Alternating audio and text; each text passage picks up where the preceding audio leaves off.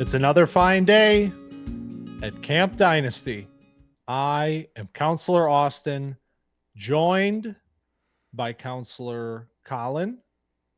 We are a few days removed from returning from Indianapolis, attending the 2026 NFL Combine. It has come and it has gone already, and that's how time works. It felt like unnaturally quick this year. I don't know if it was like because of the travel and all that. It felt like we were there longer last year. Even if we spent less total time in Indianapolis last year, maybe it's because my first time going or whatever it was, or maybe we were busier this year kind of doing other stuff outside of the combine, but felt like it went by really fast this year. But also everybody was really fast at the combine. The fastest combine ever. Right. Does that mean that the 2026 class is elite? Something like that. It means that all of the fast guys participated. I think we can say that comfortably. Yeah, that was when so when you're in Lucas Oil, if you have not attended the combine before, you don't have any of the audio feed naturally. So you have to put in earbuds if you want to hear the first 40s get announced, because they're not up on the screen either until the second run. So like they force you to put the earbuds in, and that makes it so that you can hear the NFL Network feed. So when you're sitting there, you can hear DJ and Eisen doing the thing. And Rich brings up the point of this is the fastest combine ever. Like all of these position groups have set records. And then DJ's like, well, yeah, because all the fast guys ran. Yeah. And then Rich was like, hey, buddy, we're in media. We're just trying to push narratives. Yeah, all of the guys that weren't gonna run a 4.55 or faster opted out is really what it is, so they could run at their pro day and go, with the favorable clock and run with the wind at their back. So we'll get those times a little later, the propaganda times. So we're gonna talk a lot about that. I think this episode is maybe more than ever not just about the players who did test, but also the ones that didn't. And this is, of course, winners and losers. You saw it in the title of the episode. These words we have opted to use at this point. Once upon a time, I think we fought against using the words winners and losers. Last year, I think I qualified it. Now I'm just not going to do that because we're 4 years in, and this is just what happens when you slowly lose your integrity and you start calling 260-pound men losers. But so we're talking winners and losers, but I have some general thoughts before we get into this. I have a loser and a winner overall from the 2026 NFL Combine. Are you ready for this? I'm excited. The loser is the Combine because the lack of participation this year was jarring. And it's not just because, I want to see these guys test. We drove all the way there. I want to see them, blah, blah, blah. Like, it's not even just that, because all the reporting that you heard was, social media cares a lot more about this than NFL teams do. So why don't you pipe down, buddy, when he was talking about, nobody tests anymore. What I'm saying is this is a weaker draft class. It's well established. It's a weaker class, specifically when we're talking about some of the offensive positions. So this is kind of the moment that historically guys that were later day 2, day 3 sorts of guys would show up and they try to have their moment and they'd put up the numbers and try to do anything that they possibly could to improve their draft stock. And what we saw this year was that only the best of the best wanted to do anything. And even the players who were very much like, man, I really want to see him test because like this could be a make or break on where I think he's going to go, they elected to sit out. And of course, that testing will happen at the pro days. But I just think that this year was kind of a little bit of a omen for what this looks like moving forward, where even if this class didn't do the testing, if we had like record low 3 cones and record low this and that, it's like, what does next year look like? What does the year after that look like? Like, are we even sure that this event is going to exist in 5 years? It's a little concerning to think about it that way, but I'll try to bring the other side of the argument. It's like this class is already, light, I would say, on the like exceptional players where we're not seeing the star power that we normally would. And the star power that we have was there, and we got to see them with Jeremiyah Love. He's our RB1. He tested. We got to see Kenyon Sadiq. He's our tight end 1. He tested. Got to see Carnell Tate. He's our wide receiver 1, maybe. He tested.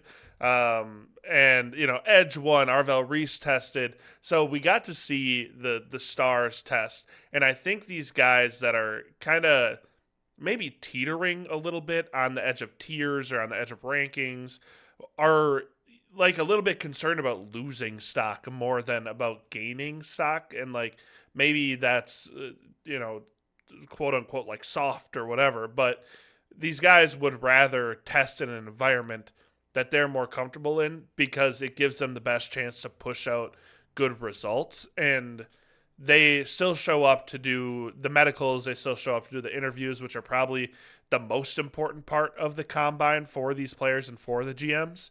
And the testing is like kind of a cherry on top, more or less. So if they can have the best chance possible and, do their route drills with their quarterback that they have, a rapport with, which we're like, we're watching them run routes in these drills, and we're like, God, these guys can't sync up. These quarterbacks are terrible. They're running their routes different, and the timing, is off. So I think, like, in this class particularly, we have a lot of guys that are kind of on that edge of, they could be in this like tier 1 or they could be in this tier 2, and they'd rather give themselves like more of a chance to find themselves in that tier up rather than, running a 4.6 at the combine and then being like, oh, well, this player is, kind of slides down my board. That RAS score is a 6 instead of an 8, which I was expecting. You're right. I mean, so yes, it's hyperbole to say that this is going away. Because first of all, the medicals and the interviews have been, will be always the most important part of the combine for NFL teams, of course. I just think that over the 3 years now that I've been going and the 2 that we've been going, it just seems like we've like, even just in that small time frame, it feels like from 3 years ago to this year, it's just kind of a different vibe. It's just a different vibe. And there were just a lot of sit outs this year of guys that I would have expected in the past to try and at least, put something up on the board, even if it wasn't the full workout, just get something into the mix. But the winner, the overall winner then, are the players who tested. Because we went into the week and the weekend saying this is a bad class. Like, this class is rough. And we came out of this thing with everybody falling head over heels over every player that did anything wildly athletic.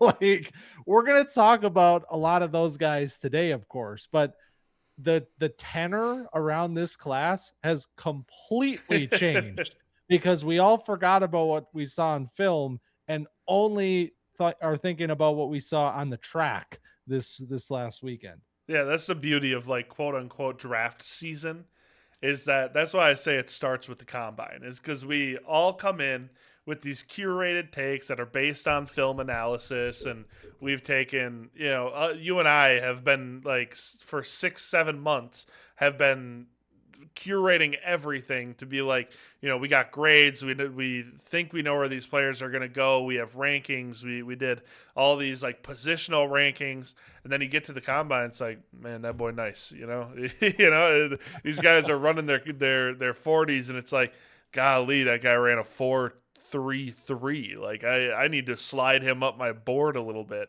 And then I think we sit there and we're like, maybe I got to revisit that and like see if that shows up on tape, which I think is a rational thing to do. But there are some people that value RAS a ton and value the athleticism scores a lot. And like we'll see a performance like a few of the guys that we'll talk about coming up here and just say, yeah, that is a tiebreaker for me. That moves them up my board a little bit. And so, I've seen some maybe irresponsible takes. I've seen some aggressive movement. So I respect it. I'm not here to yuck anybody's yum. If that's what you like, that's what you like. I'm not saying any process is wrong. And I also was like, golly, these guys are athletic when I saw them do it. So I am not immune to the like shock and awe of all this. No, we were talking about this over the weekend, but it's just funny because no matter what you do, no matter how invested you are, no matter how much tape you're building your opinions around, we are all people and we are all at the mercy of recency bias, of creating narratives in our heads, of seeing green RAS scores and being like, man, maybe he is better than I thought he was. Like there is a lot of that. And so I think, normally on this show in particular, we kind of do a little bit of like, what does the combine really mean? And you've asked me, I've asked you. I think we generally kind of come to the same consensus that it only means so much. It's only one small piece of the pie. It's not meaningless, but it's also not the full like, oh, now everybody who's a good tester is a good player. But I think above all, this really is kind of a moment in time where you have to really strap in. Like you got to tighten that seatbelt and be like, look, this is all new information and my body wants to respond to it and my mind wants to respond to it. I have to remember what I did 2 months ago when I watched this player on tape. And so there's a lot of that. And you mentioned it. It's going back and watching the guys that make you feel particularly inspired to move them up your board. Go back, watch the film, watch a couple more games, just redial in on those guys. So we're going to have some of those conversations as we go. We will contextualize what exactly a winner means for each of these players, exactly what that it means in terms of what's happening on our draft boards right now. So let's dive into that. And let's start with quarterback, which generally as we do with the Senior Bowl and as we've done in the past with this episode, it's more of an overview. Like there's only so much that can happen for a quarterback at the combine. And so I think especially when you're talking about a weaker quarterback class in general, not much happening over the weekend. But what are the names that did anything to stand out this weekend? I mean, the only name that I think you have to talk about when you say the combine this year is Taylen Green, the most athletic quarterback ever.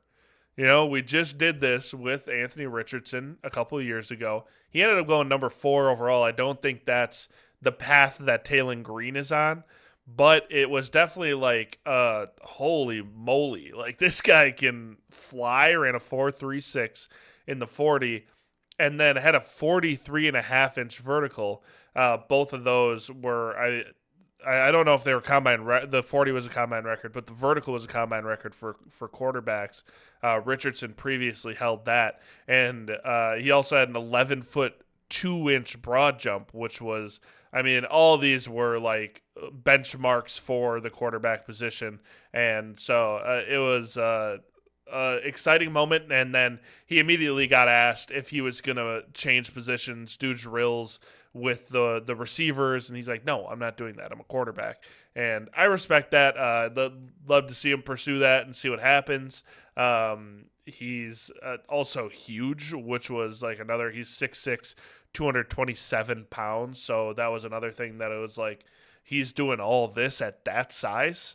That's why people, maybe got into the receiver tight end kind of conversation where they're like, big guy moving fast is not the best thrower of the football. Let's see, if we can change him. Maybe Terrell Pryor him a little bit. And he shut that down. And I don't know what the future holds for him, but it was a hell of a performance at the combine. Yeah, I respect the commitment to the position, and this is not an instance where this is Lamar Jackson that we're Right. talking about. Like, I think there will come a point in time where this player explores a different position at the NFL level. I believe that, because we saw how rare of an athlete he is. And I mean, we've seen guys like Logan Thomas become functional NFL tight ends. So what can this guy become if that were to be in the cards for him at some point down the line? But 4.36 in the 40, that is the second fastest time for a quarterback ever. Do you know who the fastest is? Marcus Mariota? Michael Vick. Oh, well. 4.33. Naturally.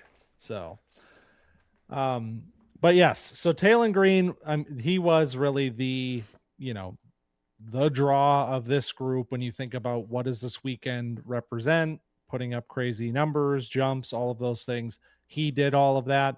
I think the other I'm seeing a 4.47 for Michael Vick. 4.47? Yeah, on the Combine's website. NFL.com/combine/tracker. Okay, so there is an asterisk on Mock Draftable. It says measurement from source other than NFL Combine. Reggie McNeil is the number one on NFL Combine for the Combine. The A&M quarterback, yes. 2006, with a 4.35, so a hundredth of a second faster. So he's still not the fastest, but the Michael Vick propaganda, I'm putting that to rest. The lore of Vic. Yeah. I think he ran a 4.21 actually. That's like the Bo Jackson lore, where they're like, yeah Bo Jackson ran a 4.2 flat. It's like, okay. I don't know. Picks, or it didn't happen. But Taylon Green still second fastest all time. Yes. So he's a freak. Mm-hmm. We know that. And if you watched Mike Washington and you saw Taylon Green pull it on a read option, you know that he's a freak, because it's wild stuff. But anyway, Mike Washington. In terms of what? Nothing. Sorry. I didn't know if you were done with quarterbacks, and I was like, we can just go right into Mike Washington. So the only thing I want to say about quarterbacks, just because Mendoza obviously didn't do anything, he got erupted the place every time his face was on the screen. Really, any Indiana character. Yes. Yeah. Any Indiana player got a roar. Carson Beck was booed relentlessly. But Ty Simpson, I think, was the one where it was like, okay, we're going to get to see him a little bit, and what is that going to mean? And I think just generally, I don't think any of the quarterbacks that threw necessarily stood out in a big way. I don't think there was any quarterback this year that when we were watching the passing drills, it was like, oh man, like that guy's really different. It really did kind of feel like this is just a weak class. I actually thought Carson Beck looked like the best one out there. That's true. I said that. I was like, regrettably, I think Beck is the cleanest out of all these guys. And not that I think any of them were very good. I was kind of hoping to see something out of Aller. Like you said, Ty Simpson, Beck was out there. Those are all guys that are kind of, fringy, kind of weird, don't really know where they're going to end up. Ty Simpson's getting projected bottom of the first round. Aller, we kind of have no idea because it's post-injury and weird season. So would have liked to see somebody flash. And I'd say the same as you. It's like I don't see anything great on any of these guys. So, with that said, let's talk about another Arkansas player, because we're going to go position by position. And with the running back group, it all starts with Mike Washington. That's no surprise. I mean, he ran the 4.33, and you were on like, did you have an earphone in, or what? You overheard somebody say it, right? I heard somebody to the right of me say 4.33, and I thought that I misheard them. I thought that it was like a 4.43. Yeah. Because I was like, no way Mike Washington ran a 4.33. And I turned to you. I was like, did he? Because you had the headphone in. And I was like, did he run a 4.33? And you're like, they haven't said it yet, or I didn't hear it. And so it was like a little bit of confusion. And then it was like, oh my God, it was a 4.33. Because the murmur in the crowd kind of starts to pick up when somebody does something crazy, or you'll hear like a cheer. And I didn't have the headphones in because I was just kind of watching and like taking videos and like that kind of stuff. And so it was like, the people started picking up, and I was like, there's no, like, maybe that's for a 4.43, but then it ended up being a 4.33. One of the craziest things I can remember, because I was thinking to myself, if he's even like at 4.4 flat, Right. I'm like, that's a huge time, big win for him. Congratulations. To put up that number, and ultimately his combine results in a 10 RAS, which was in a year where we had the like most athletic group ever and all of that, only one that put up a 10 RAS. We had a 9.99, I believe, which you can say that's 10 if you want to do the round up thing, but I'm going to say the only one that is on RAS in the database as a 10 flat, 10.0, is Mike Washington. So he was, based on RAS, the most impressive athlete at the event, period, this year. And so here's one of those conversations where you have a weak running back class and you have a guy who is one of the most athletic players at this position of all time relative to his size. One of 7 running backs in the history of the RAS database, which goes back to 1983. One of 7 running backs to get a 10 RAS. You're going to have a lot of people that come away from this weekend and are like, what's the deal? Is this guy going in the first round? Like, is he? So this is one of those players where you have to go back and watch his tape, because you start to feel a little bit of an itch when it's like, yeah, I don't really love any of the guys like outside of the top 3. Obviously, Love is what he is. He's on his own thing. But the other 2 guys there with Coleman and Price, I like them. I don't really know who's next. And it becomes kind of easy to be like, it probably should be the 10 RAS guy, who I thought had decent film. Yeah. But yeah. Yeah, it's just like he had the best moment, I think, of the combine, where he like ran his second time and it was like a 4.37, which was still like you said, it was like if he's even at 4.4 or below 4.4, it's like that's like unbelievable, because he's 6'1", 223. Like, this is a big guy. And so if he runs like below 4.4, that's awesome. He ran a 4.33 and then a 4.37, ran off and like head and hands, like I did it, crying. And then he planned on doing the rest of the drills, got the call to like shut it down from an agent or something. And he's like, hey, guy, we've shown the GMs what we've needed to show them.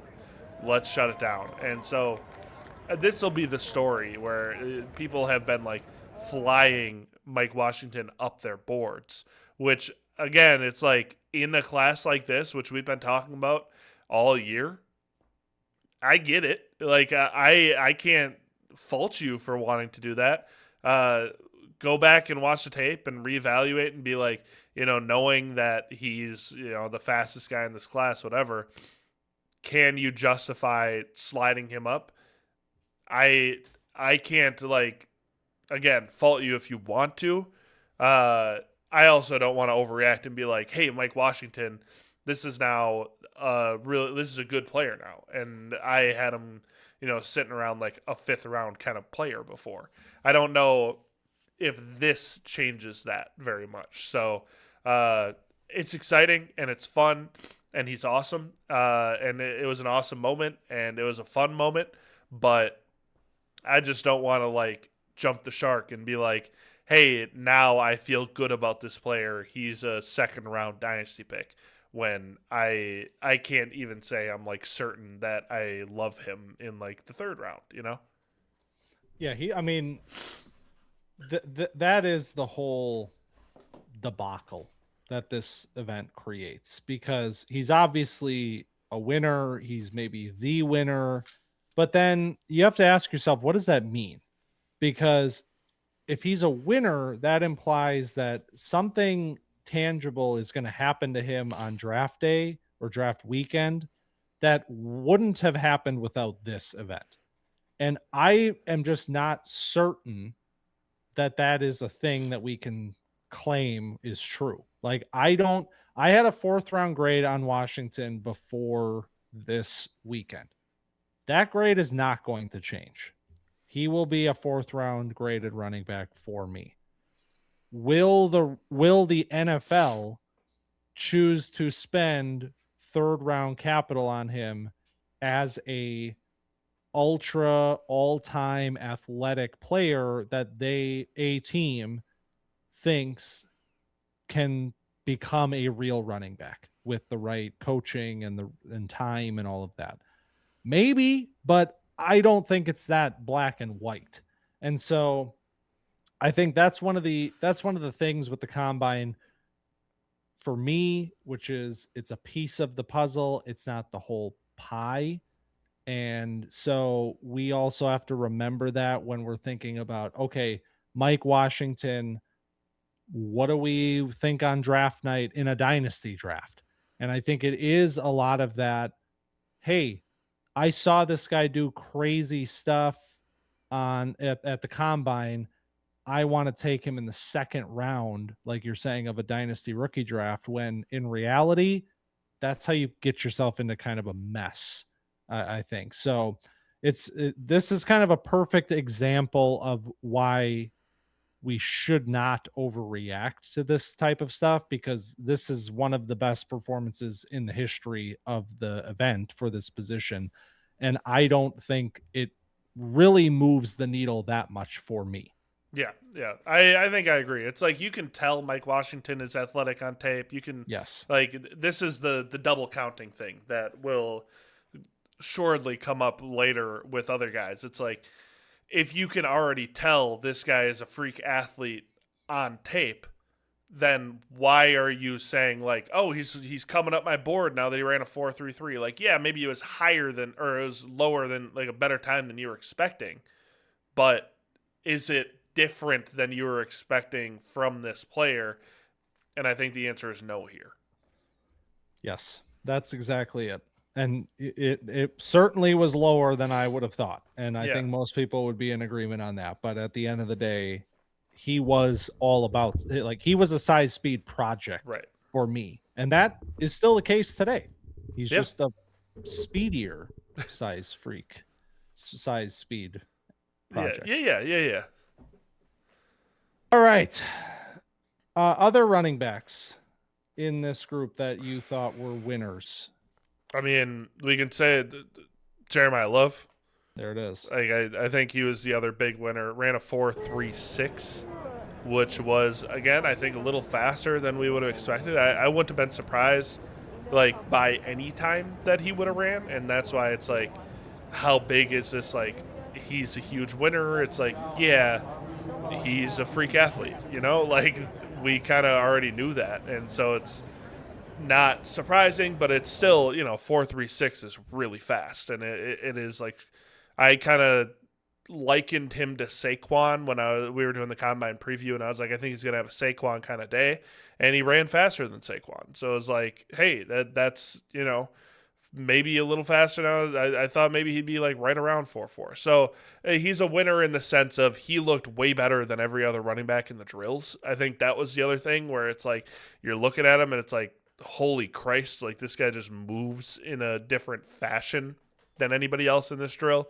And the fact that like there was a few of the running backs that were close to him just didn't test. And it was like, okay, well, I wasn't going to move anybody over Jeremiyah Love, but any chance anybody had to make up a little bit of ground didn't happen. So, Jeremiyah Love looked awesome. He was another guy that was like, felt like a star when you saw him. You talk about like Mendoza getting cheers. Omar Cooper was getting a ton of cheers. Like last year, like Shedeur Sanders was the guy that like everybody was freaking out over. Felt like Jeremiyah Love felt like the non-Indiana star of the draft, where everybody kind of recognized him and everybody just like he had a gravity about him. So I definitely think that like pretty easily I expected him to be a winner, and then ended up meeting and exceeding expectations. Above everything else, the reason why he's a winner for me is because he did it. Right. Because he competed. And even if that doesn't mean anything, even if you want to say, well, NFL teams don't care about that. Like, you're just a guy on a podcast that wants to see these guys do stuff. You're right. And I think it's awesome that the best offensive skill player, certainly the best non-quarterback in this draft. And I think if you were talking on, a pound for pound pure talent basis, there's an argument to be made that this is the best player period in this draft class.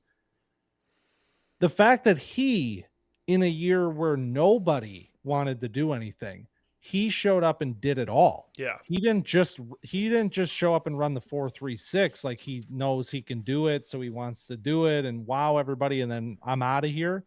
He did that, and he did all the drills. He was out there, like you said, obviously a different player.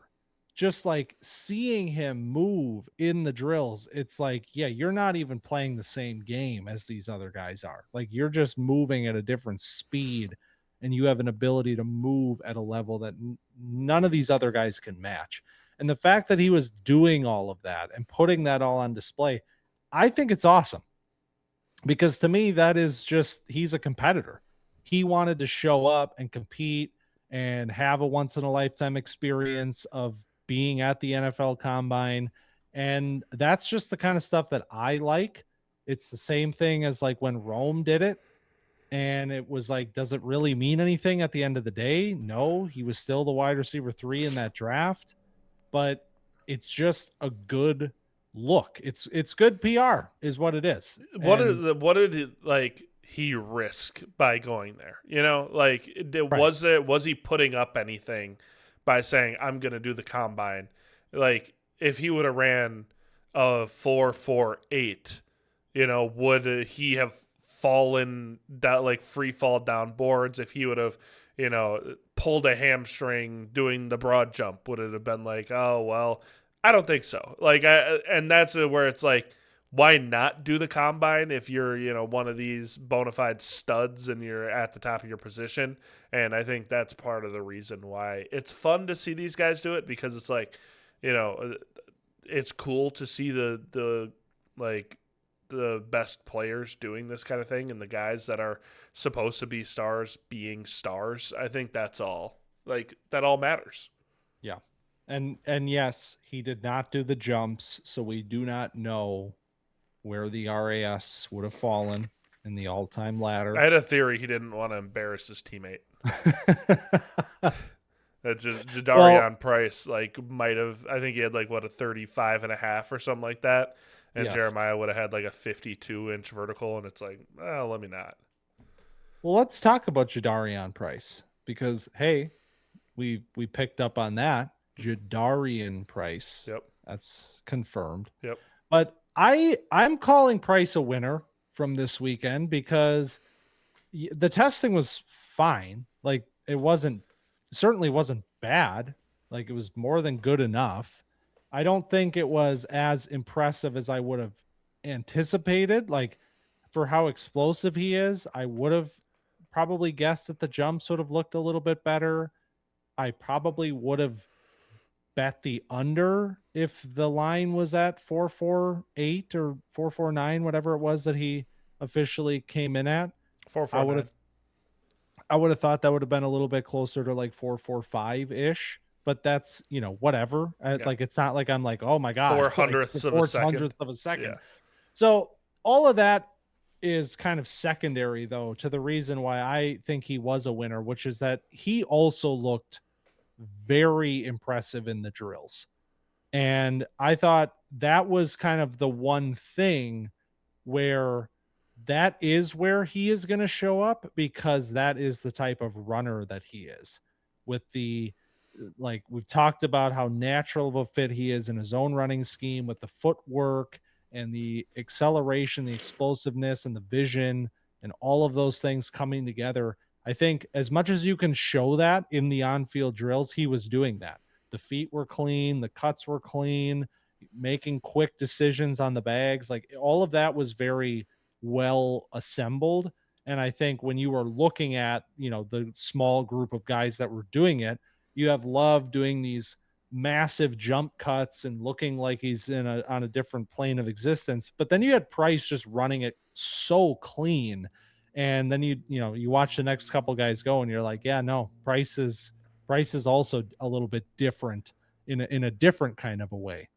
Yeah, it was like Jeremiah Love was flashy and it was fun, and Price was clean and crisp. It was just like kind of a lunch pail, like let me just get in, get out, do my job, do it well, do it probably better than a lot of these other guys, and let's just clean up at the drills, do pretty well at the 40.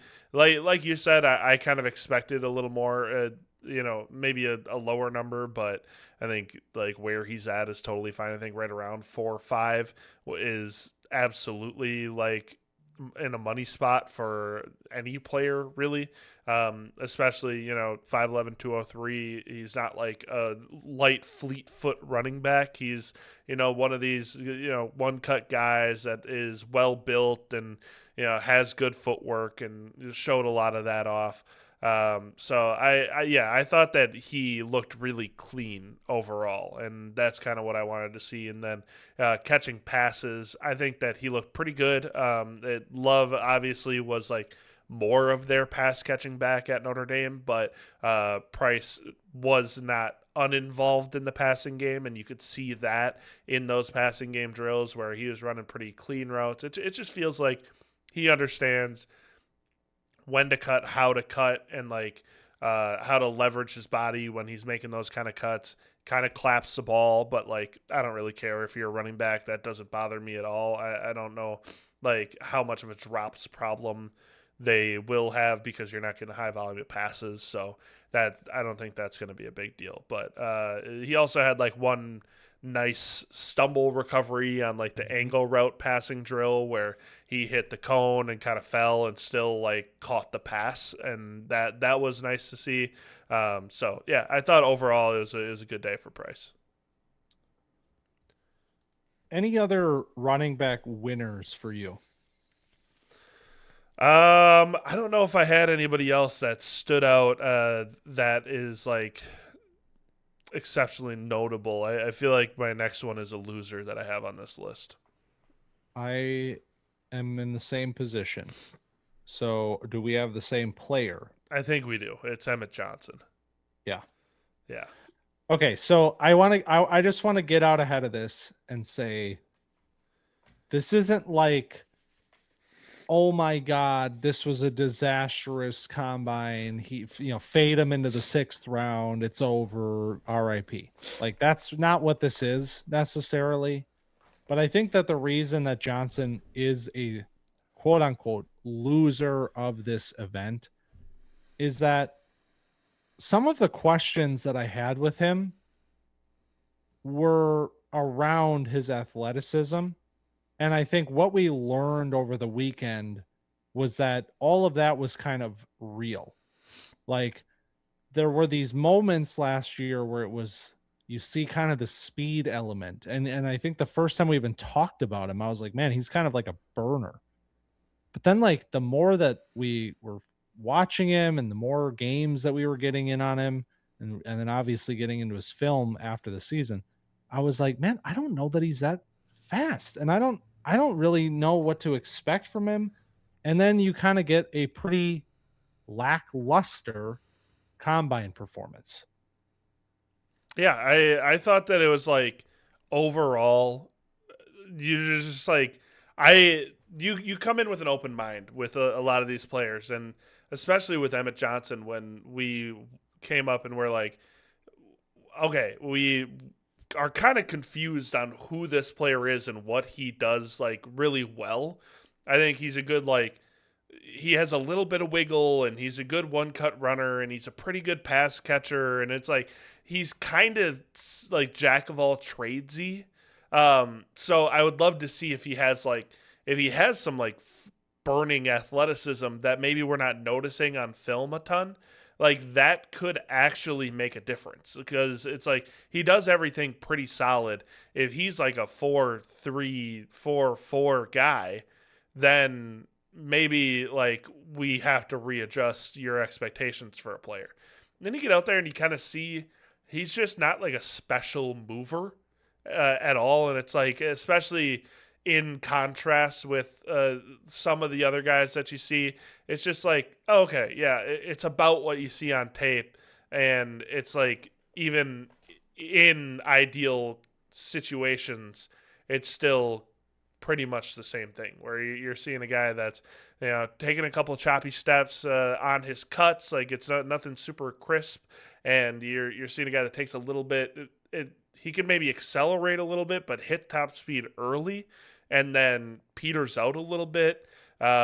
So not like a fantastic pass catcher, just not like the most fluid player in the world. And so where I would have wanted to see somebody that's like, I kind of want to be wowed by this or at least impressed by this, it just kind of left a little or a lot to be desired. And he so Emma Johnson did everything. Yes. And so maybe this is why players don't do this, because now I'm sitting here like I already had a lot of questions about his footwork. That was the number one thing for me that kind of made me press pause on him, where it was like there's stuff that I like. It's kind of like what you're saying, a little bit of a jack of all trades where I like a lot of parts of his game. I don't really love any parts of his game necessarily, and I'm really hesitant about his footwork. And then he comes in here and it's like the testing is pretty average, and he runs a 7.32 cone, which is in the red zone of RAS.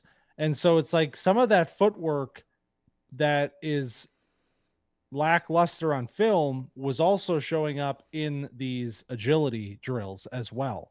So it kind of starts to become a tougher sell for me, where if I don't really know that I can trust your feet, and you also aren't a exceptional athlete, and also you aren't an exceptional tackle breaker, then I'm kind of like, what do you do? Like, how do you win at the next level? And this is very different from a conversation like with Bucky Irving, when Bucky Irving puts up that bad RAS score, and you kind of sit there and you're like, man, what do I do with this guy? The difference here is that Bucky on film was a tackle breaker. He was a menace. Even at his size, it was impossible to get him down, and he was running with power that exceeded his size. And in this case, Emmett Johnson doesn't really have that part of his game. There's not a real power element here at all. He's very much a finesse runner, but even as a finesse runner, he isn't necessarily an elusive finesse runner. Exactly. He's not very, like he's not, he has that jump cut that we talked about where it's almost like a spam, where it's just like, I'm going to go to this to try to create space, but it's not happening with feet. It's not happening with that phone booth quickness. it's a very one note thing. And so I don't know. I was already skeptical about Johnson compared to where I'm seeing him kind of discussed as like the no doubt, RB4, maybe even RB3 for some people in this class. He's a little bit lower than that for me. And honestly, after this weekend, I don't think there's anywhere to go for him, maybe other than down. Yeah, no, unfortunately, I agree. It's like I, when you see a fast guy and you think like, we have some wiggle room with a player in a bad running back class, all these things that we said while we were talking about Mike Johnson. Hey, let's have, because I wanted to like Emmett Johnson more, and I was like, I'm ready to slide him up my board, and it's like you see a lackluster performance, and it's like, yeah, maybe not. Maybe this just like is what it is with this class. All right. Let's talk about wide receiver, because this is always the fun one, I think, with how many names there are. And in this case, again, there wasn't the usual number of folks testing, but we got to glean some pretty good insights from the ones that did, I would say. And I think that it all starts with Omar Cooper, because this was a player that I talked about last week on the preview. Like, what does this weekend look like for him, and how does it affect the hype train that is happening with him? Because he's in the top 20 of DJ's top 50, and now when you open up a mock draft, he's probably going to be there in that 20 to 30 range. And so now we're all kind of getting comfortable with the fact that Cooper is being viewed as a first round player.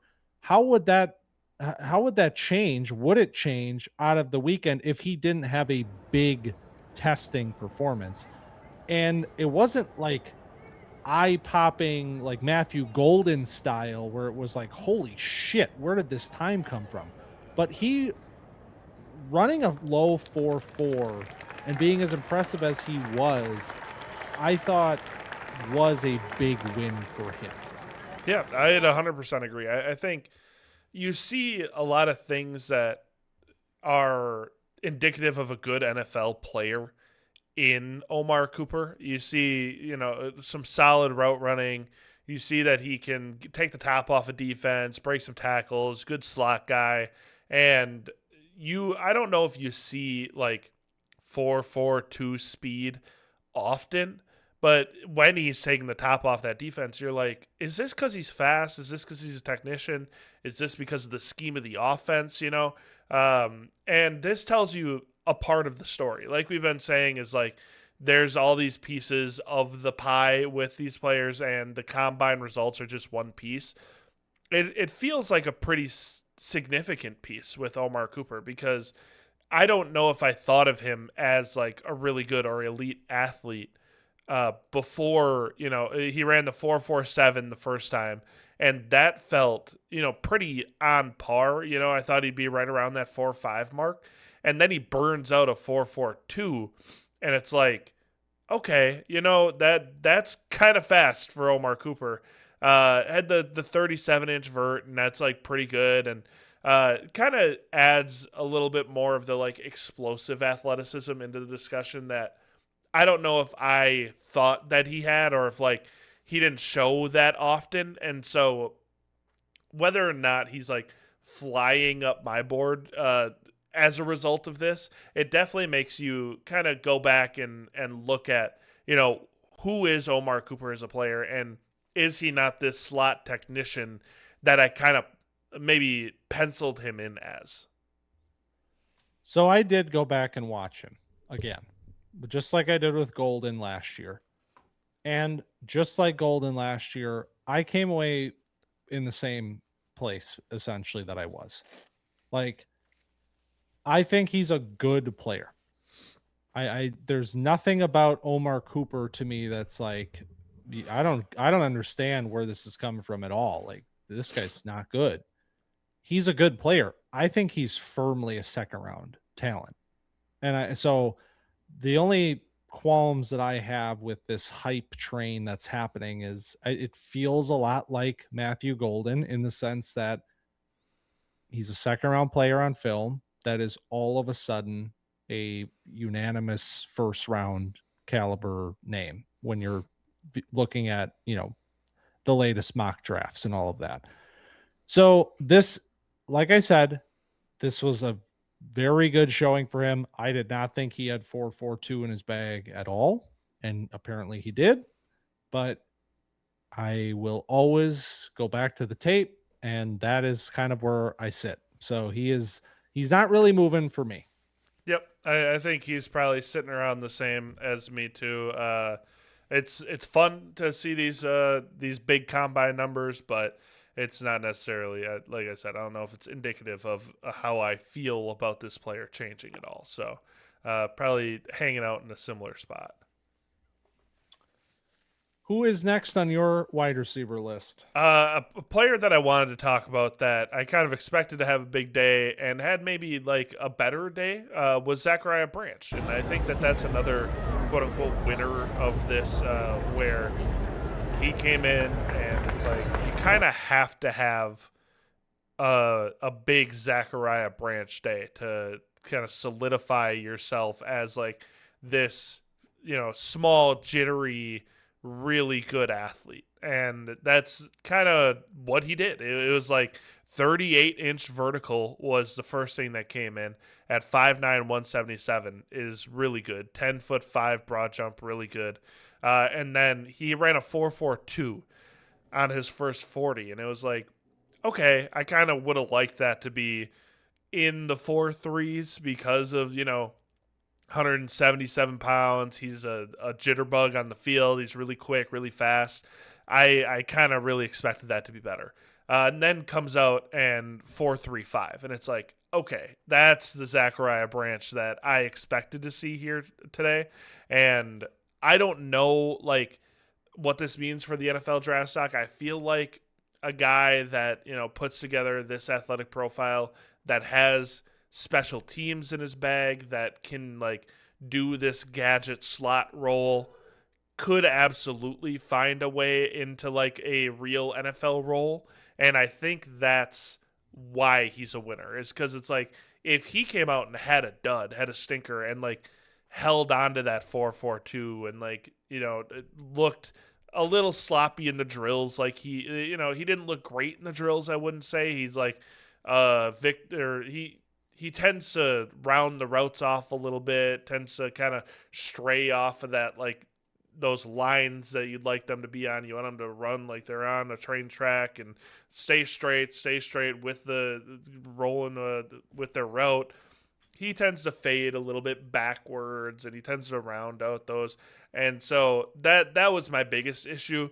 But overall, I think that this type of athleticism paired with the type of player that he is intriguing.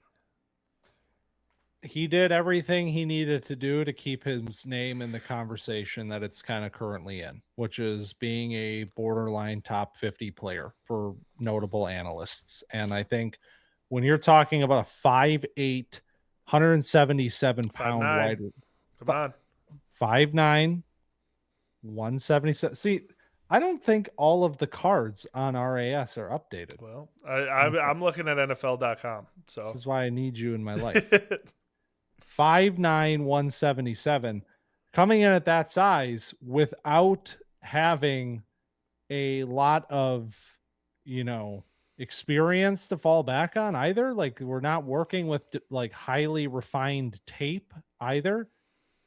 The only way that you can sell yourself is by being an elite athlete. And that's what he was. And so I think he is, continuing to do what he needs to do to sell teams on the story of Zachariah Branch and what he can become at the next level. And like you said, maybe it's just being an elite special teams returner while we figure out how to be a receiver. Yep. Yeah, go catch some jet sweeps and run some fun little slant routes and out routes and bubble screens and would be a all-pro kick and punt returner or all-rookie kick and punt returner, and then refine up some of that the technical aspects of the game, which are the hardest things to refine. But clean that up, and maybe we have a real good receiver in the future. But until then, I think you have a good football player.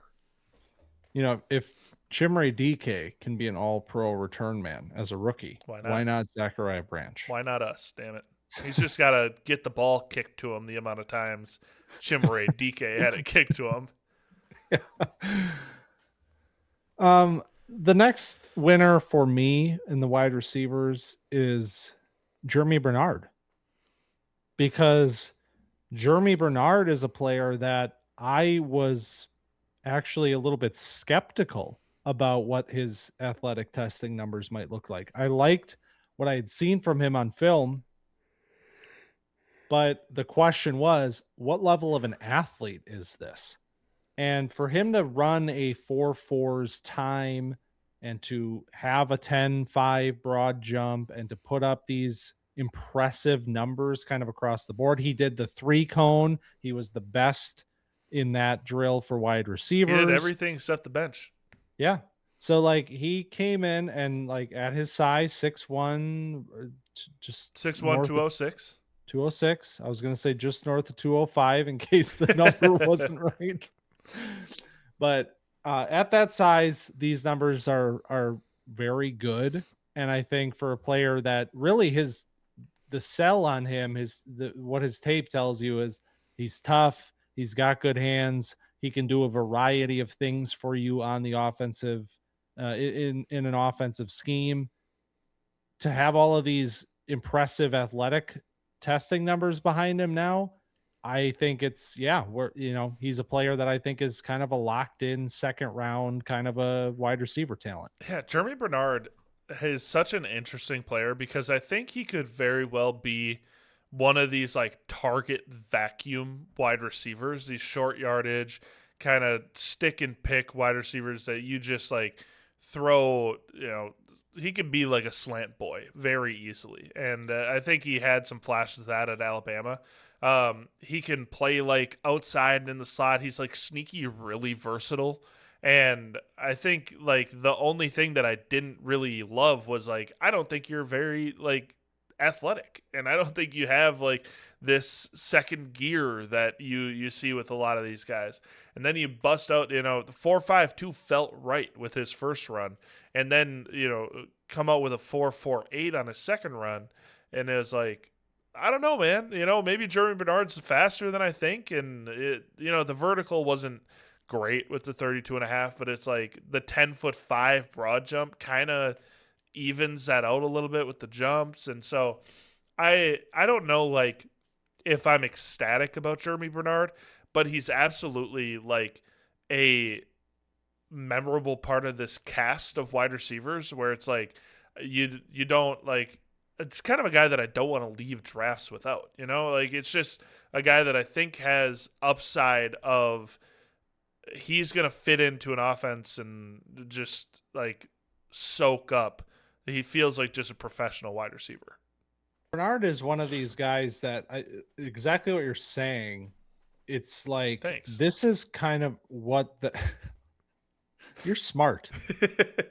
This is what the NFL kind of is going toward. And that's why the Omar Coopers of the world are so popular. And it's Bernard is kind of one of these guys as well, where there's a little bit of size there and versatility and some yak ability and being a reliable pass catcher. I mean, he really kind of has all of those things that in the right scheme, on the right team, you could see him performing well above his draft position on NFL draft day.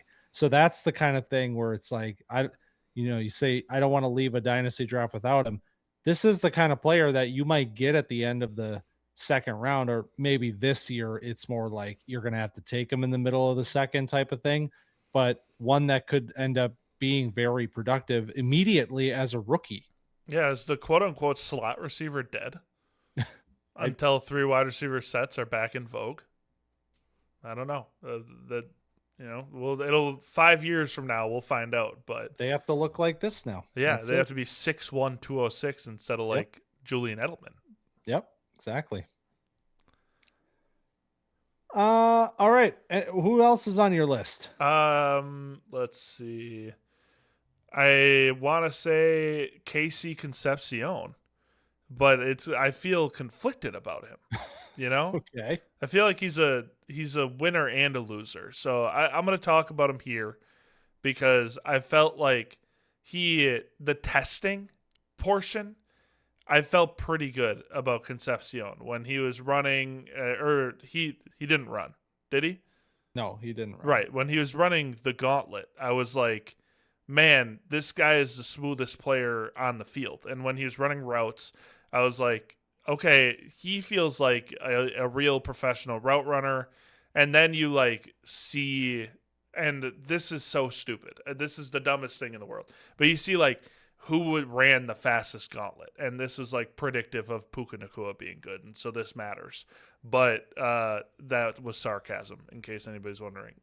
Casey Concepcion ran he was like 17 or 18 miles per hour in the gauntlet.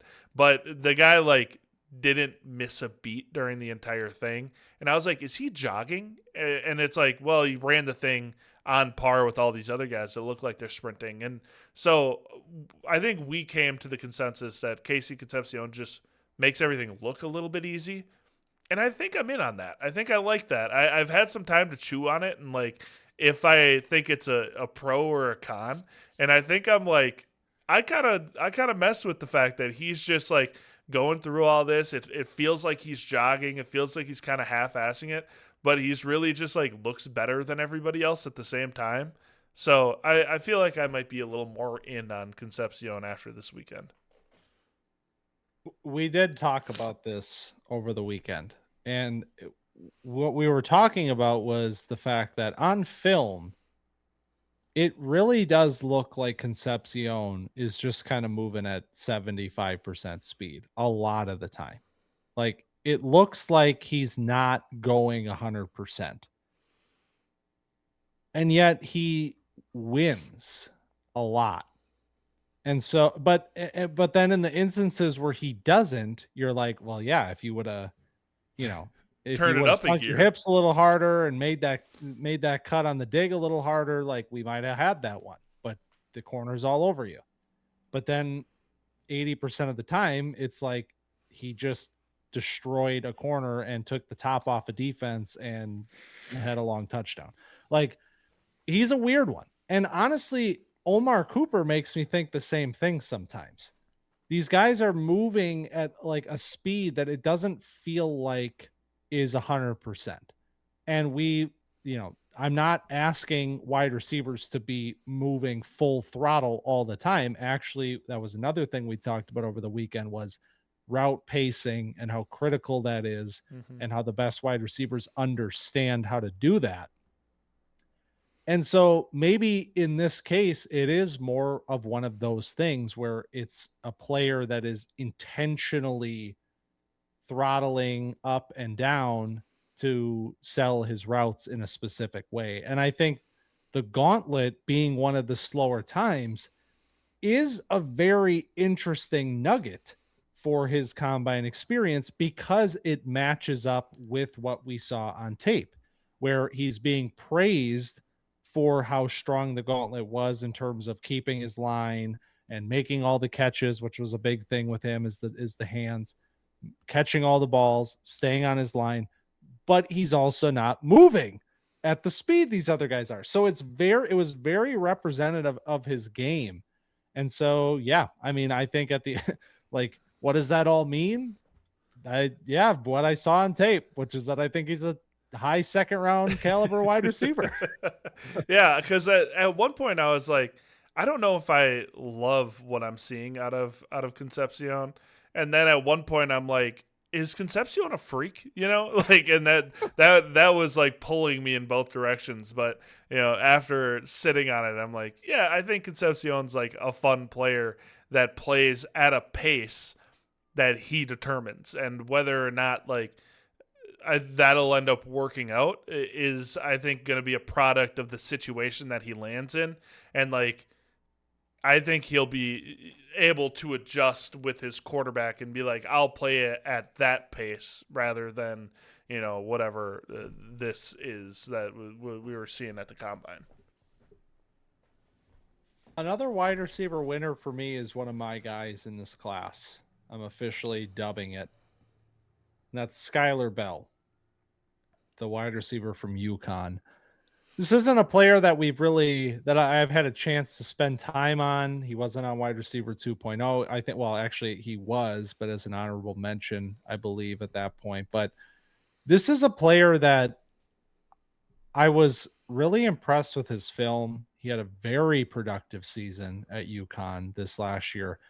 And the biggest question mark that I had was that I wasn't entirely sure what the athletics were going to look like. Like, what was the testing going to look like here? Because you see a player on tape that has agility, that has ability to make guys miss and create yak, but I wasn't completely sure that he was a top end speed type of an athlete or even a top end explosive type of an athlete. Because a lot of his route wins, it felt like we're coming off the line of scrimmage with his release moves, not necessarily with, his athleticism necessarily. What we saw was that he's an absolute freak of nature. Like, he was one of the most athletic wide receivers at the whole damn thing. 9.66 RAS for Skyler Bell. He had incredible jumps. I mean, the 40 time was way faster than I would have imagined. I'm trying to pull it up here. RAS is currently crashing. He ran a 4.4 flat. Yes. At 6'192". So for him to be on that line, a hundredth of a tick away from being a high 4.3 type of a player, that is very not what I was expecting. And so I love his route running. I love his technicality off the line of scrimmage. I love his ability to create yak. I think he's a reliable, he has reliable hands. If you're telling me that he's also a 9.66 RAS with this kind of speed behind it, I'm kind of all in on that. And I think he is one of the more underrated names right now in this wide receiver class as a whole. Yeah, he's one of the guys that I am going to have to do a deep dive on because I feel like he was one of the players that was almost like an ancillary guy in my like scouting where you have the list of names that you want to go through and like you try to hit them all, but some get more time, some don't. Bell was, I feel like, one of the guys that I feel like I didn't almost give a fair shake on when I was scouting. And so I'm going to have to go in deep dive on Bell because it's like these are shocking numbers plus the production numbers turns into like a very interesting prospect profile. So I'm excited to see what, this is with Skyler Bell and if it's like, a lot of smoke and mirrors or if it is substantive. And we're going to see, because he looked, I thought, pretty smooth in drills. He always felt like, I think there were 3 Bells there from the wide receiver groups. Yes. And so it was always like, we're sitting up in the stands looking down like, which Bell was that? But Skyler Bell always ended up being like, who is that? That looked awesome. And I was like, oh, it's Skyler Bell, So I thought that he looked really good just all together throughout the combine. Do you like 6 foot 195 receivers that have 1,200 receiving yards and 8.2 yak per reception and a 3.13 yards per route run and a 60% contested target win rate? And yeah, right. Exactly. I mean, this guy checks literally every box that you're looking for, and the tape will back it all up. So I think he's very firmly a day 2 type of wide receiver. We'll see how high he actually can go. Absolutely. I have one other winner name. Do you have any others? I could go probably for an hour on wide receivers. Yeah, so I know this is always the one where it's like, yeah. Rap. Well, so the other big winner that Jacoby I Lane, want, right? it's not, but I knew you Ugh, were going to say that. okay. I mean, technically, yes. You just Like don't like Lane, him. I don't. You can't even give him the combine, even though he had a good combine day. I'll give him a combine win Okay. stamp. All right. I'll give him that. I think that is the epitome of a player that I'm like, he puts up the numbers that I'm not necessarily expecting, but I'm also like, I vividly remember watching your film. So Okay, who do you got?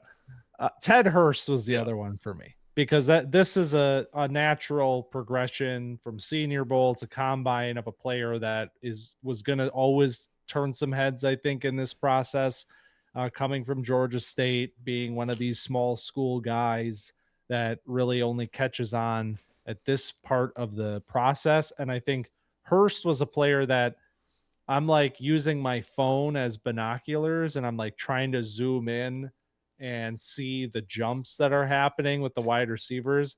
And I like finally get it into focus and it's Ted Hurst doing the broad. And I just see where his feet land, and I'm like, "Holy shit! I think I just saw something crazy." Yeah, you're like that. I think that was really good, and then it came up and it was like 11'3", and it's like, yeah, that's pretty good. I was like, that foot was definitely we're on the second to last line there. That was pretty nuts. So yeah, he had the best broad jump, I believe it was, among the wide receivers. And I mean, he really that just kind of is his calling card. This is another player that I actually did go back because I feel like I did a very preliminary tape study on him the first time, and there's really not that much out there for him in terms of what's available to us and for all 22. But I did go back and just watch him again. He's a fun player. He's definitely more projecty than like some of these other guys that we're talking about, but like with this athleticism behind him and then some of the wins that you see on his film, I think he's a fun player that's gonna have his opportunity to be a wide receiver 3 at the NFL level and maybe become more than that. Yeah, in a class where almost every receiver is like 5'11", 195, it's fun to have Ted Hurst, 6'4", 206, freak athlete, 4.42 40-yard dash, 36.5 vertical, 11'3" broad jump, has, good production at Georgia State, and then, some really fun tape where you're like, I don't know exactly how this is going to translate because at the end of the day, it still is Georgia State against the teams that Georgia State's playing against. But the like athleticism shows up on the tape, and you can see he's just like bullying a lot of these guys. And then there is some good technical stuff in the tape. It's not, always perfect, I wouldn't say, but Sometimes it shocks you. Because yeah. like the route running is very raw, but Yeah. then all of a sudden he'll do something that you're like, holy shit. I didn't Hey, know you do had that in your all bag. the time. Yeah. Yeah. So when you have the base there, I feel like it's more encouraging, and you can kind of talk yourself into, hey, this player can like already has the technical background and already shows the flashes. If we can just be more consistent instead of teaching this guy how to play the position, I feel like that projects better for a guy like Ted Hurst. So before we touch on losers, I have an other category, which I Okay. kind of feel Maybe like I is should what put Concepcion in the other. I was just gonna say. I feel like that was kind of where we were going with that, but we can't not talk about Carnell Tate Okay. because it's like the biggest story from the combine where it was like, Not a loser. is he gonna run? And then when he does run, it's like stopwatch gate. Yeah, Adam Schefter. Did you see Adam Schefter's tweets? Yeah. Yeah, he had like a 2-tweet thread of him texting, and they're like, yeah, I clocked him at a 4.47. Yeah, I clocked him at a 4.45. Yeah, and he ran a 4.53 at the combine. It's like, are you trying to say like the lasers are off at the combine? Is that what we're going with? I mean, I always appreciate when Mike Florio gets bodied online. True. So like I did like that part of it. But Yeah. I mean, I don't know. I feel like this year more than any other, we got a lot of the like well, yeah, this is what the combine measurement says, but like actually teams are doing all their own shit and like this is all wrong. Like it was like we'll talk about a certain player's arm length later on, but it's like we just had a lot of that coming in and I don't care what his time was. I don't care if it was 4.53. I don't care if it was 4.45. First of all, it did look like he was moving quick. Like we were both surprised on the second run that it was still in the 4.5s because it looked like he was moving down the track. And so I'm not here to say that it's wrong or whatever. All I know is that this player is not about his 40-yard dash. Like this was the one last week where I was like, can he have the Justin Jefferson type of combine where he does put up the low 4.4 time and he starts to kind of open some eyes to be like, man, we have this player doing all this stuff, crazy technique, catch point talent on tape. Now you're telling me this is what he's scoring as an athlete. I'm all in. And I think all this did was be like, okay, maybe he's not that, but he doesn't need to be.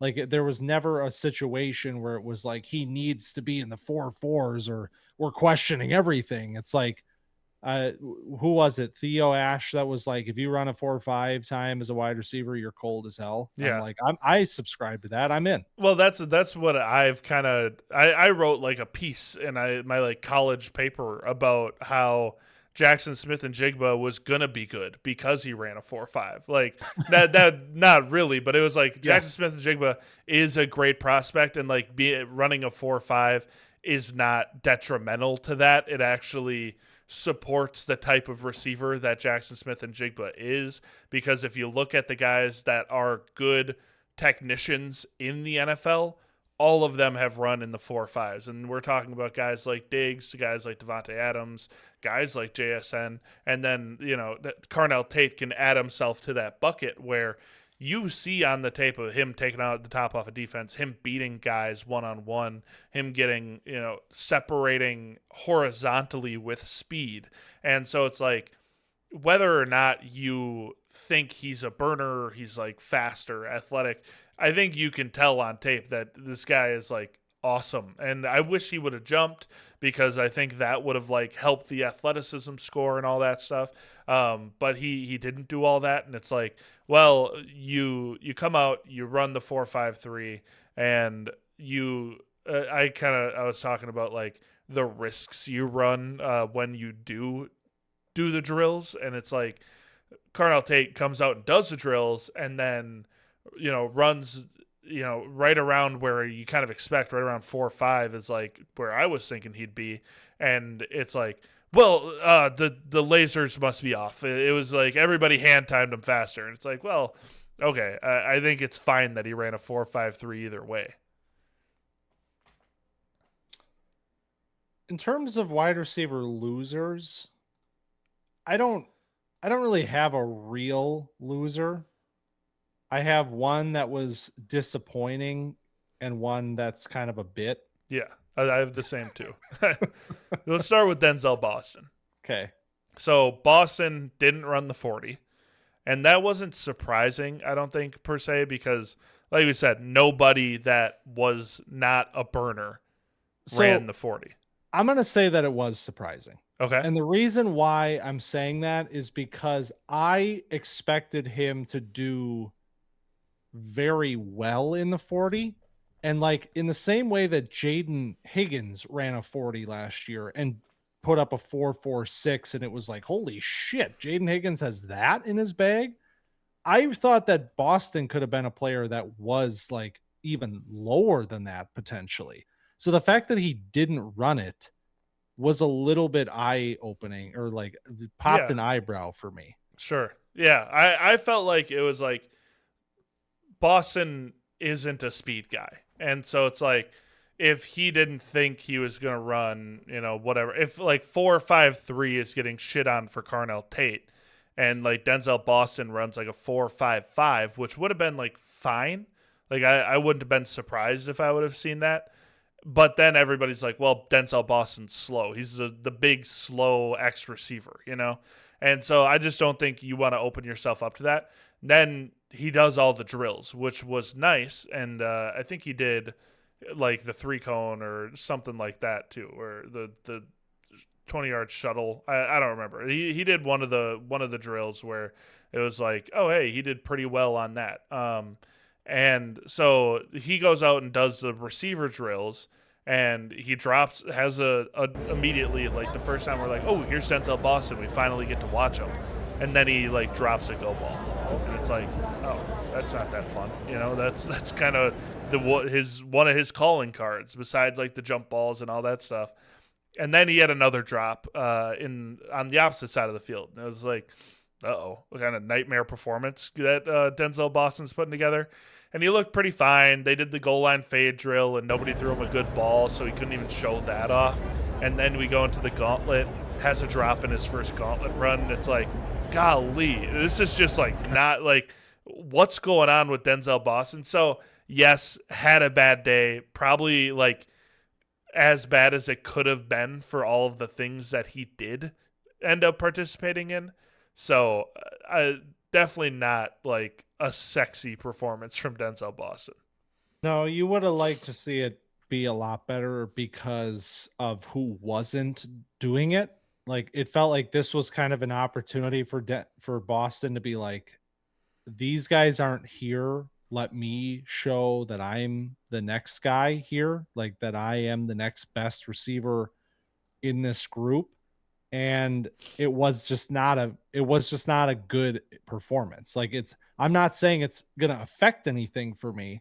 I'm not saying because he dropped a ball in the gauntlet that I don't think his hands are good and he's plummeting down the board, but it's like in the context of the event, he left a lot on the table. And we didn't come out of this weekend being like, man, Boston, yeah, he looked different. And this is a no doubt kind of guy in this group. Where honestly, if anything, with what I've seen since the weekend with the mocks that have been coming out, if anything, Omar Cooper is starting to climb above Denzel Boston in mock drafts. And that was kind of something where it felt like he's the wide receiver 4, and that's just how it is. And then everybody else fills in behind that. But that seems like the door is open, whether that's, obviously I don't think it's related to this directly or not, but it certainly didn't help. Yeah, and measured in 6'4", 212, which is about where we expected him. So all that ended up checking out. I think it's like, the alarms aren't going off, but it's definitely like maybe there's a little smoke in the house. And then, of course, the other one is Mr. Sexy Eyes. Are you trademarking? Is that going to be on? Yeah, Pro that's on a Football t-shirt Reference? now. It's available for $19.99. CampDynasty.com. Now, I like this whole thing is ridiculous to me. Makai Lemon is obviously who we're talking about here. If you didn't see the video, I guess go look it up if you want to, but I'm sure you did. Just one of the weirder things that happened over the weekend. Like it doesn't mean anything to me, but like it means something to me. He moved up my board. I was so Makai Lemon like seductively answered questions. That's the best way. He like looked up through his eyebrows while he was answering questions, kind of like swaying back and forth, and it was like, I think I want my receiver to be a psycho. Like I kind of want him to be a little crazy and a little unhinged, and I want him to have, Antonio Brown was really good for like 6 years. So like saying that being crazy is a bad thing for a receiver, I think is categorically false. Look at like Ocho Cinco on his podcast. He's a kind of unhinged, he's not to the point Antonio Brown is, but like these guys are not maybe 100% well-adjusted citizens of the world. And so I think maybe Makai Lemon being a little funky is a good thing. And so he's moving up my board. I want him to look at his quarterback like that and be like, give me the ball. And I think, how do you say no to that? You've been on this, like, I want my wide receiver to be kind of a bad guy thing for a while. And I think I'm joining you. Yeah. I think... Think about it. Yeah. Think about all of the top guys in the league. And it's like George Pickens AJ Brown, Stephon Diggs for a while. Like these are the guys that were putting up the numbers, and they're all unhinged. Yeah, I think like Jerry Rice and like Larry Fitzgerald, I think are outliers. You know, they're the Yes. guys that are like normal and cool and whatever. Then you got like Terrell Owens is like number 3 all time in receiving yards. Then like Randy Moss is a number 4 all time, and so you go down like Steve Smith. I mean Andre Johnson, different kind of crazy, but definitely, you know, well he wanted the ball. But I think you need to have like this unyielding desire to want the ball in order to be an alpha wide receiver. And I think that this is great news for Makai Lemon to see this kind of passion out of him in his interviews. So, yeah, didn't get to see him do drills, though, which was kind of a bummer. Yeah, too bad. But I'm with you. He's up my board after this. All right, let's talk about tight ends. This is pretty easy, I think, because maybe the two of the biggest winners of the entire event were two of our top tight ends in this draft class. In the tight end one, Kenyon Sadiq, and Eli Stowers, who has been one of our guys since the summer, establishing himself, a Feldman's freak. Why would we ever doubt that he was going to put up a performance like this? But I mean, a historic performance for a tight end. So it really was like these two guys kind of leading the charge. And in my mind, making it very clear that they are the top 2 tight ends in this class. Yeah, I expected it from Sadiq, where you know, we previewed him on last week's episode where we talked about how, you know, twitchy and athletic he really is, and didn't really mention Stowers very much, and that was a mistake, I think, on our part. Did we talk about Sadiq last week? I don't think we did. I think we did. I did. I don't remember if you were there, but I was talking about him. You were on your phone? We talked about it this weekend that we didn't talk about the tight ends. We were like, I thought we mentioned Sadiq. I think that you planted that in your mind, and you're like, I'm smart. I know everything about crazy wide receivers and whatever. And so I obviously talked about Sadiq last week. I thought that we did. I thought we didn't talk about Stowers, but we did talk about Sadiq. I don't know. And maybe we didn't talk about either of them, but we should have, because they're both freaks of nature. And Stowers was way more athletic than I thought he was going to be. I know he was a Feldman freak and all that, but I was still blown away. I mean, like the highest vertical of all time. I didn't even know humans could jump 45 inches in the air. I said that after you told me. I thought it was a mistake on I thought somebody had a typo. I was like, I thought humans could only jump 44 inches high. I thought like in real life, I was like, Michael Jordan has the highest vertical ever. I thought it was 44 inches. I was like, that's it. That's how high we can jump. Eli Stowers, 45 and a half. And that was a record, obviously record by a tight end. 4.5, 140. The 11'3" broad jump was also a tight end record. So he was just blowing it out of the water. And then he was also like 240 pounds. And that was another thing that we kind of mentioned, where if he's over 235, we'd feel pretty good, because he's like continuing to pack on weight. He was like 225 before last year, played around 230. And then we suspected it would be around 230, 235 this year. Weighs in 240 and still destroys the combine. Really good news.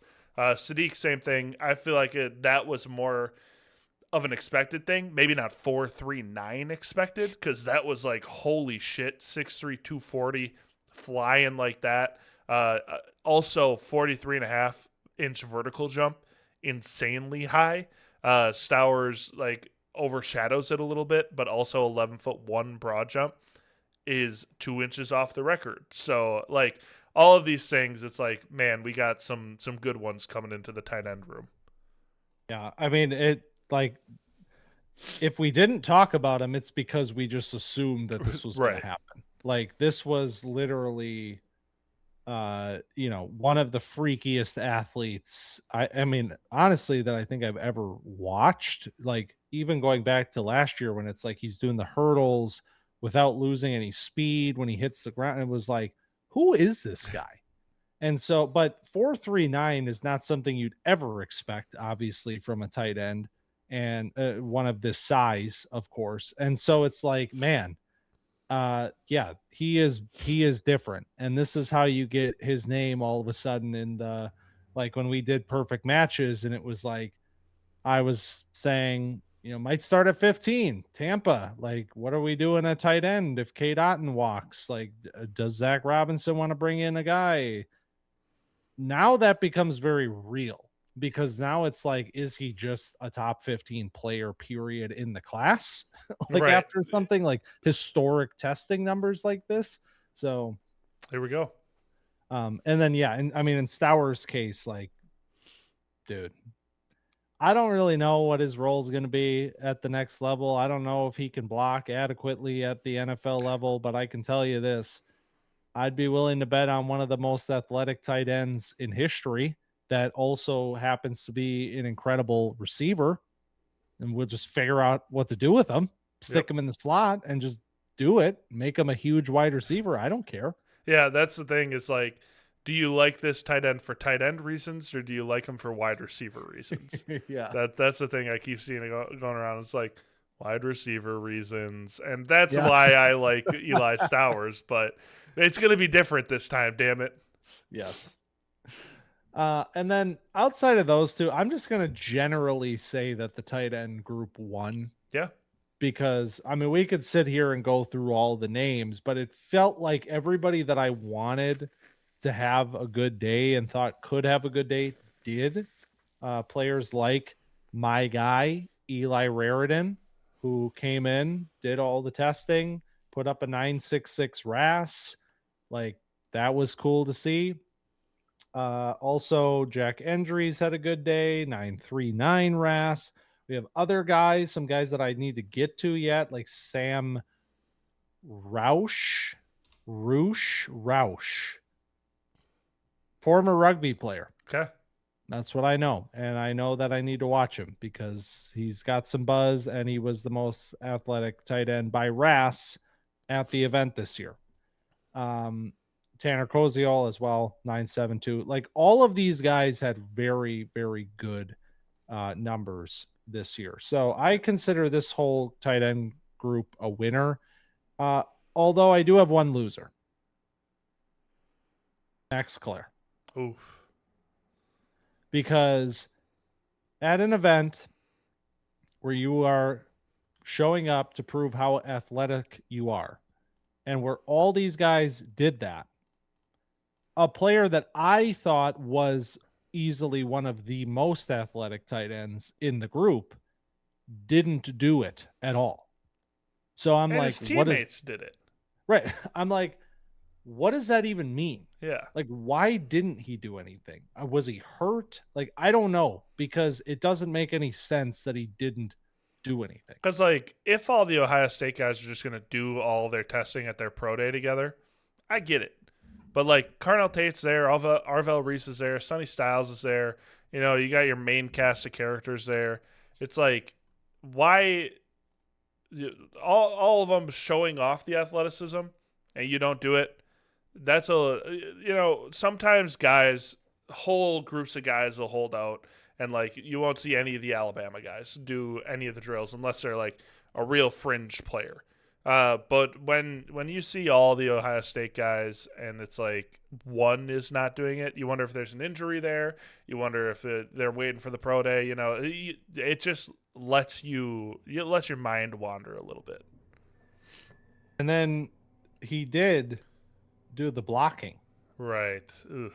And this was something that I praised him for getting better from 24 to 25. Yeah. He looked kind of nasty this last season as a blocker. And derogatory.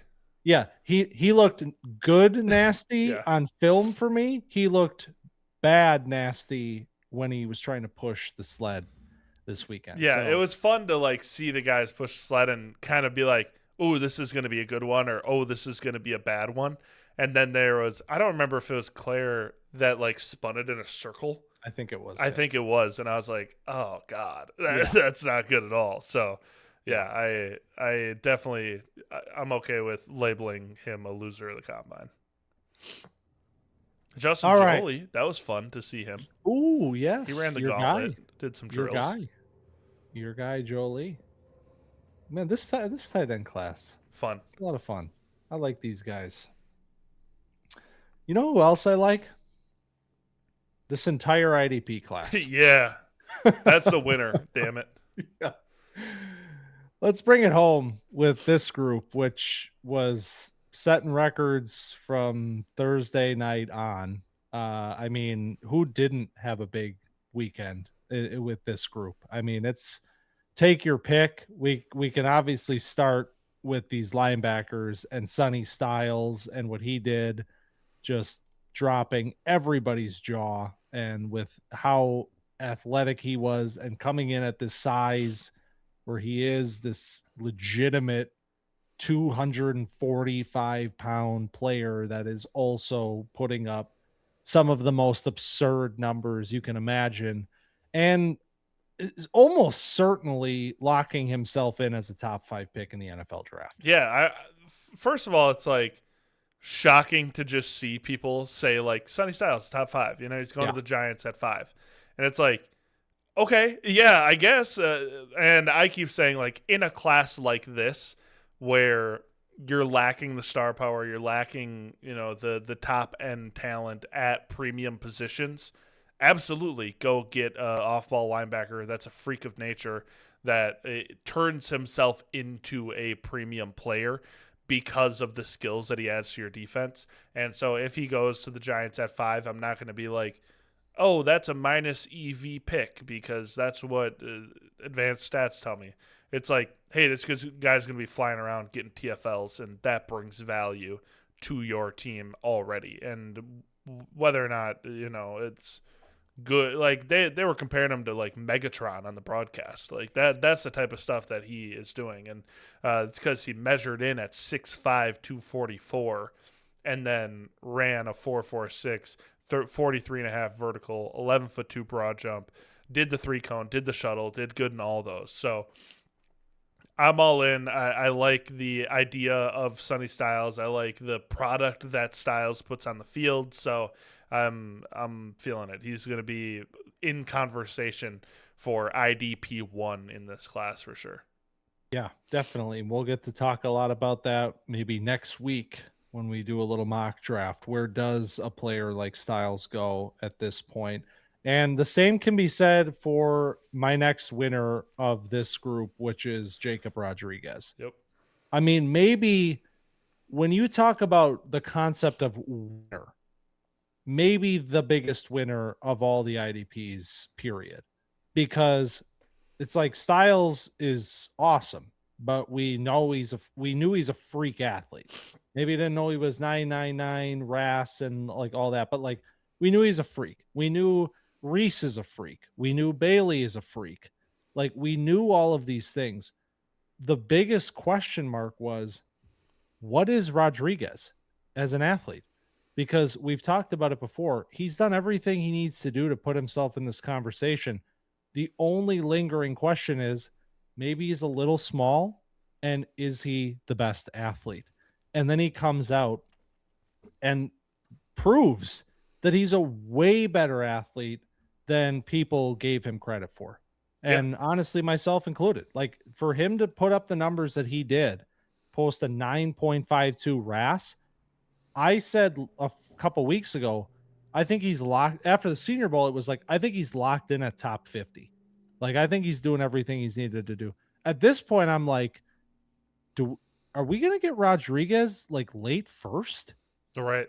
Yeah. Or early. I'd say like early second is almost like a floor at this point for Rodriguez. And I don't know if that's crazy to say, but after incredible combine, I mean, still comes in a little light, I would say. 231 is the official measurement. Like a lot of these really good linebackers are hovering around 235 right now in the NFL. So what is 4 pounds? I could put on 4 pounds in a sitting. So I don't think that's a big deal.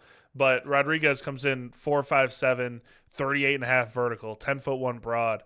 And those numbers were shockingly good. I mean, moving how he was moving was like, man, Rodriguez gonna be a household name by the end of this, like by the time draft day comes, I think. Among draft people, not actual household name, not like Michael B. Jordan. Yeah, no, that's a good call out, because honestly, when you think about the off-ball linebackers that have gone in the first round over the last few years, I think every single one of them is around or over 240 pounds. Like Jack Campbell was big, Quay was bigger, and now you're gonna have Styles, and he's over 240. Like I do think there's maybe something to be said that a 231 player probably ends up in the second round. But like you said, I think top of the second feels like where we are with Rodriguez. Yeah, I've done this before, but like Fred Warner is 230, Roquan Smith is 235, Zach Bond is 225. I don't know who's considered a good linebacker in the NFL these days. Like I'm looking at I'm looking at just a compiled list from 2025, and all these guys suck according to Twitter now. But like Quincy Williams is 230, Nick Bolton is 237. So all these guys that have been or are considered consensus top 5 linebackers in the NFL are hovering at, below, or right above this number. So I'd say he's in a sweet spot. I'd say Sonny Styles is almost like a big linebacker at this point at 244, where it's like kind of a throwback, but also like shockingly athletic for his size. And that's what makes him a special top 5 type of talent. And then, of course, I mentioned the edge players.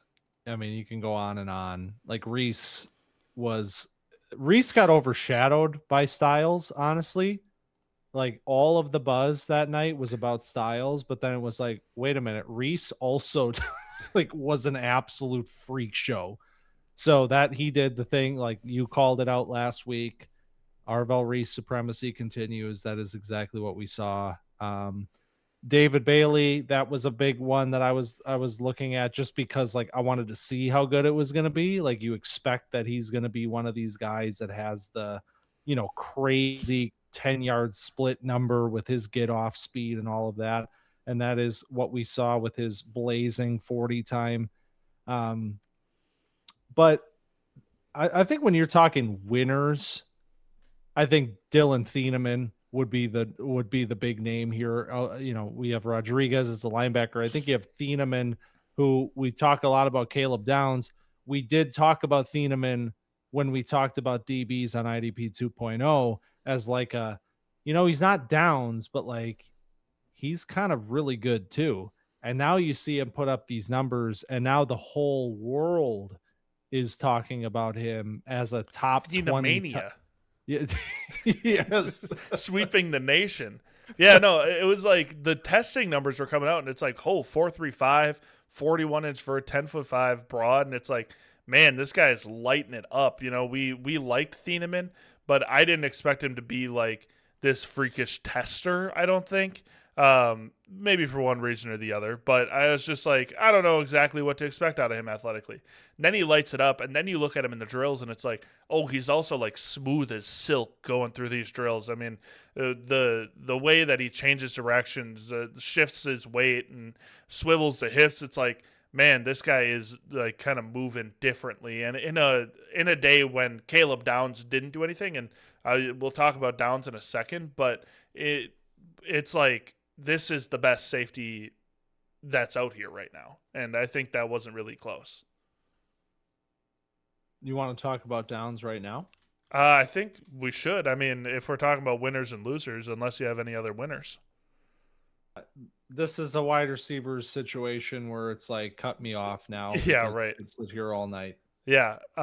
So Caleb Downs got the post-combine red flags that you see with the medical evaluations, and it says that he has like a degenerative knee condition and that he has a damaged ACL or a potentially degenerative ACL is the actual quote. A partially torn meniscus is what the damage was in the knee, and so didn't test, and it was like, what's going on with Caleb Downs? Is he's just like too good, and so he's sitting out and gonna do it at the pro day, and then it's like, hey, is he gonna slide down the board because of the red flag injury concerns? And like I said, this happens every year where you kind of hear about one of these like big these big pre-draft names, and then it's like, he's got a knee condition, he's got a heart condition. We had with like Darnell Washington a couple years ago. He's got this or that, and he's got arthritis, or he's missing an ACL, and like the Tyjae Spears thing. So we come here and it's like, Caleb Downs, degenerative ACL, torn meniscus. What does this mean? Is this like a bad thing? And I think it'll absolutely like affect draft position, because there are some teams that'll just be like, I'm out. I'm staying away from a guy that's already hurt. And Todd Gurley retired at 29. It's a perfect storm for this player to end up falling down the board and ending up like, I was going to say Baltimore, but they're kind of good. Yeah. Philly. Right. Like, is Caleb Downs destined to be an Eagle? Because, I don't actually know. It's like you said, this happens every year, and it does feel like in some instances it makes a real impact on draft weekend. Like, you see some of these players, like, it's a real thing that they fall down the board. And a player like Downs, who's kind of universally discussed as a potential top 5 pick in this draft, one of the best peer players in the class, are we going to see that kind of a slide? Now, from a dynasty point of view, I don't think it's really going to matter, because for me personally, whether he goes 5 to the Giants or the knee causes a slide into the 20s is pretty irrelevant, because I'm still taking a player that I think is, potentially elite IDP DB. It'll just be, he's playing here instead of there. But it is a very like shocking part of this draft cycle to consider that Downs might be one of these players that does have a pretty shocking fall. And it's interesting, because usually this comes out after the draft, and it's like, why the hell did Caleb Downs go 28? And it's like, what's going on here? And then it's like, oh, Caleb Downs has this and that. And it's like, oh, okay, I think I understand, but like, don't you want an awesome player? But yeah, I agree with you. It's like, you get a guy, like, maybe it's a 8-year career instead of a 15-year career. If this is like, he's still going to get a second opinion, and this might not be the story as written for Caleb Downs, but like, hypothetically, if it is, it's like, don't I want an 8-year potential All-Pro? Like, yeah, I do. Wouldn't I take Todd Gurley over a lot of these running backs? Yes. And there it is.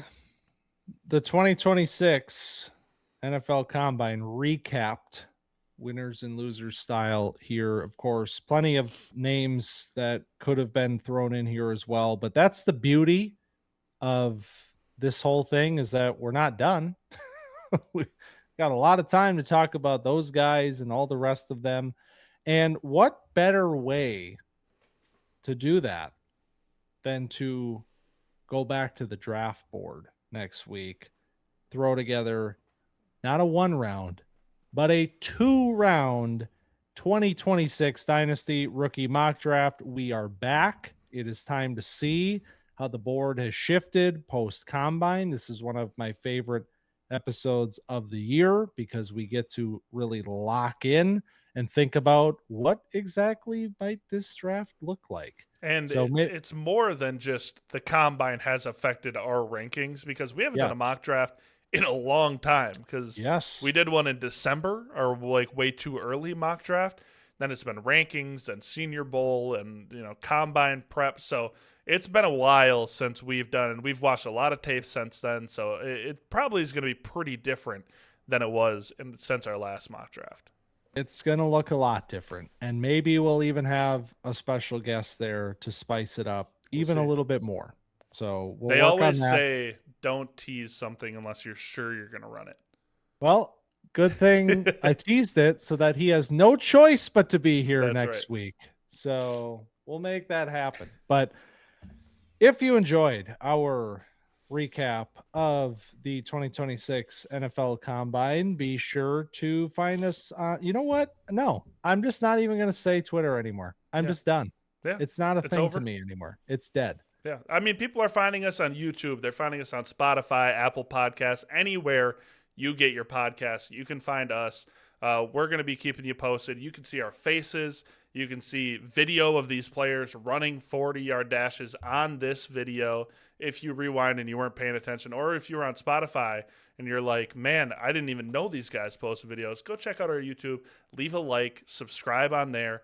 Leave a review on the Spotify podcast. You can comment on those. I probably won't see them, but Austin will because he moderates the Spotify. So if you have mean things to say about me, put them on there. If you have mean things to say about Austin, you can put them on YouTube because I moderate that. So that's the best place that you can get in touch with us. It's a beautiful system. It is. We have places for everybody to go to share their, just spew their vitriol, and we love it. And get your tickets for Project Hail Mary now on the biggest screen you can. If you live near an IMAX, do that. We got to go to the Indianapolis IMAX. It was a cool experience. That's all I'll say about that. But the Project trailer, Hail Mary trailer was incredible. That was the best part of the whole experience. That's right. Was that trailer. So thanks for stopping by Camp Dynasty this week, and we'll see you next week.